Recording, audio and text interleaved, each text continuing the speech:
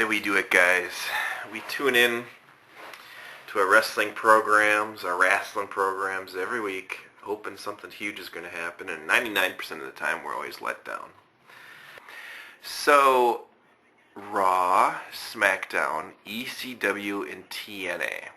We have 4 different brands of professional wrestling on television, on cable now.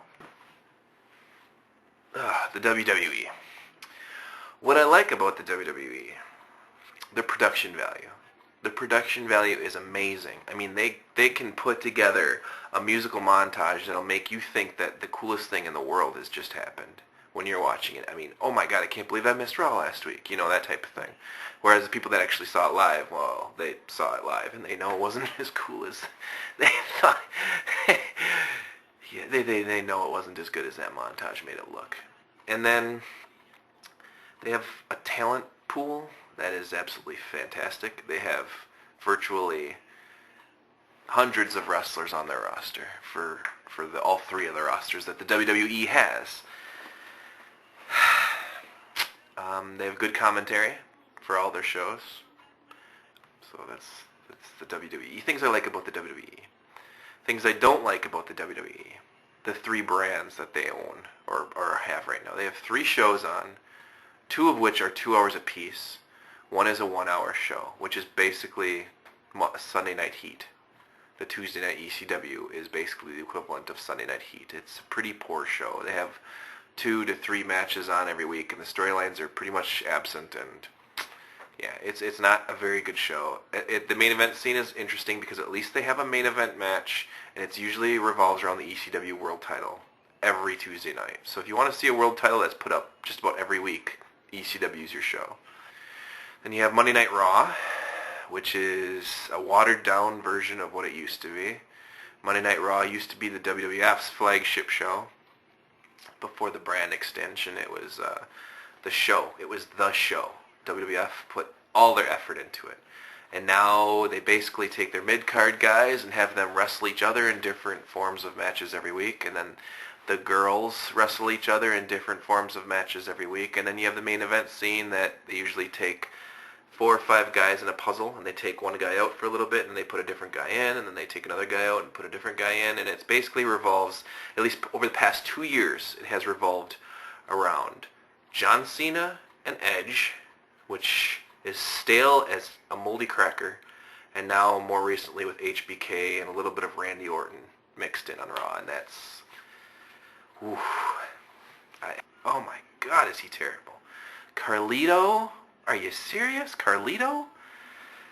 Oh, just this young group that they're building up. The Highlanders, Cade and Murdoch. I don't see what they're even doing with it. Then you have SmackDown on Friday nights, which has a pretty good cruiserweight division, a pretty good tag team division. I'm not too big on Batista, but at least, you know, with some of the guys that they've been pushing in and out of there, Booker T and Benoit, I love those guys. Those guys are absolutely fantastic, and you know, it's a shame that WCW went down, but it happened, and at least they used some of those WCW main eventers to their full extent in the WWE, at least that. And then we'll look at TNA, Total Nonstop Action, a brand of NWA, the National Wrestling Alliance. Things I like about TNA. It's fresh. It's something completely different. I feel that when you watch TNA, you cannot really confuse that with anything else. You know you're watching TNA, whether you hate it or you like it. You know you're watching TNA. The group of guys that they got there, the young core talent that they have, I think is absolutely fantastic. 5 years from now, they could all be world champions. I mean, when I look at their X Division, and I look at the tag teams, and I look at the main event scene, TNA is building to something, and that's really exciting. I think all of those things they're improving on.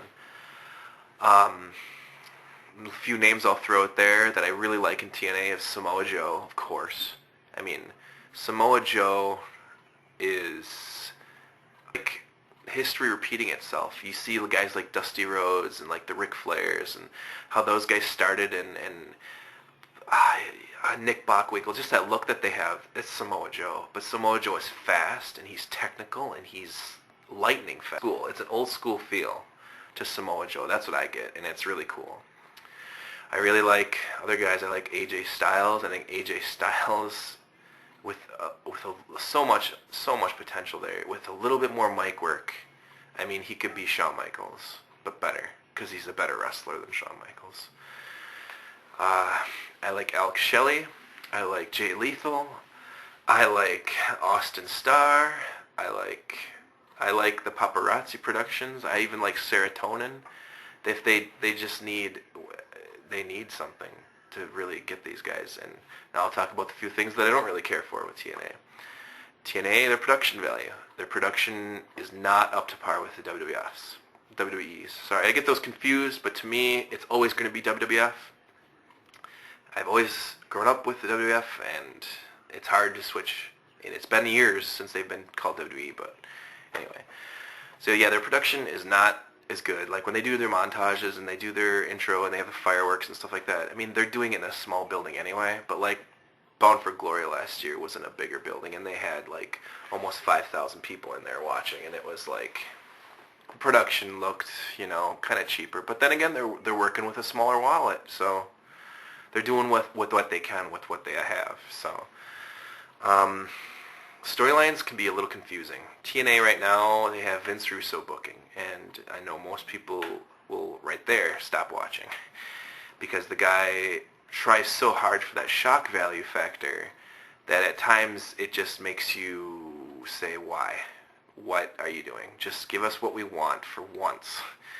But the storylines at times, they'll be going with something and they'll be pushing it, and then they'll just stop. And either the storyline will end with just a really abrupt just stop, or else they'll forget about it and we'll just go on. And it'll make no sense why we forgot about it, but we have, and it's never mentioned again. That's bad. Another thing that's really hindering TNA's success right now is how much airtime they have. If you look at the WWE right now, they have 5 hours of original programming a week, every single week. Raw gets 2 hours, SmackDown gets 2 hours, and ECW gets an hour. And I'm not even going to mention that Raw at WWE AM show or whatever it is, and whatever else they have out on syndication. It's 5 hours. TNA has 1. 5 hours? 1. With that 1 hour, TNA feels like you're almost watching a highlight reel. Because when you're watching a match, the matches usually start and they're over before you know it. A match will go for 3 to 5 minutes. And in between that match, you might be panned to the back to see some kind of crazy backstage scene that Vince Russo threw together. Or else right after the match, you'll go pan to the back to interview with some wrestler. And they try so hard to get everybody involved in that 1 hour that they condense it so much that it looks pretty bad. TNA needs another hour. But another thing that's not so good about TNA is that they are starting to, again, history repeating itself. The thing that WCW did that really pissed me off is that they let other people create characters and then they steal them away. And I'm not saying they can steal anybody because they can't really compete financially with the WWE, but when they see Christian was a free agent, they went and hired him. And he's basically got the same exact gimmick and everything in TNA. Same with Kurt Angle. And Kurt Angle, Christian, Tomko, Scott Steiner, they're letting someone else, develop these characters, and then when they become available, they sign them and then push them to the moon. And I don't get that, because the homegrown talent that TNA does have is being pushed down because of these new guys coming in, and that I don't agree with at all. If the WWF had signed, or WWE had signed some big main eventer from TNA, like say Samoa Joe for instance, he would have to pay his dues before he ever got into any kind of main event scene picture or anything like that. Notice the moment in wrestling. There's always that moment. I need help. I need to find my smile. I don't have a love for wrestling like I used to.